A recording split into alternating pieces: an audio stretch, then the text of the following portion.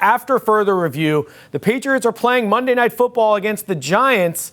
So that gave us an opportunity to sit back on our couch on Sunday and watch the Week 13 action from start to finish, Tara.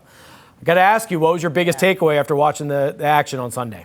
Watch out for those Broncos, huh? I think that, you watch them and individually maybe things don't blow you away, but boy, they just know how to win. They just know how to win. They have no fear. They don't get panicked.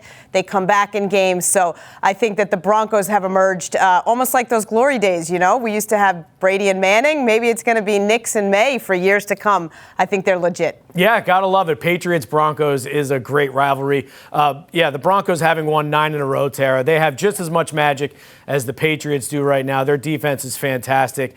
So that was a really important win for them on Sunday Night Football against the Commanders. They actually temporarily leaped ahead of the Patriots for the number 1 seed because of some tiebreakers. So huge win for the Broncos. My takeaway is that AFC playoff race, as I said at the top, really tightening. Everyone won yesterday. The Chargers, the Jaguars won. They're up to the number 3 seed now. The Buffalo Bills keep winning. And that really was my biggest takeaway, Tara, is that the Bills win over Pittsburgh. I think that really amps up the pressure on the Patriots now. As good as the season's been for the Patriots, they got to keep stacking those wins now. The Bills are 8-4. They're still in the hunt.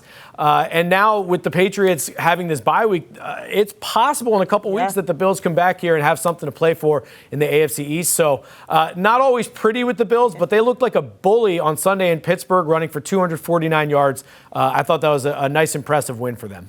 Absolutely. And there you go, right? I use the phrase they knew how to win. The Broncos are showing that they know how to win. Josh Allen, you just can never, ever, ever count that guy out. They have a lot of holes, right? But the Bills are legit. And definitely, like you said, there's a little bit of a door opening there that maybe a few weeks ago we weren't sure if that would be open. No question. All right, so we've talked about the Broncos and the Bills. Tara, breaking down the AFC race now.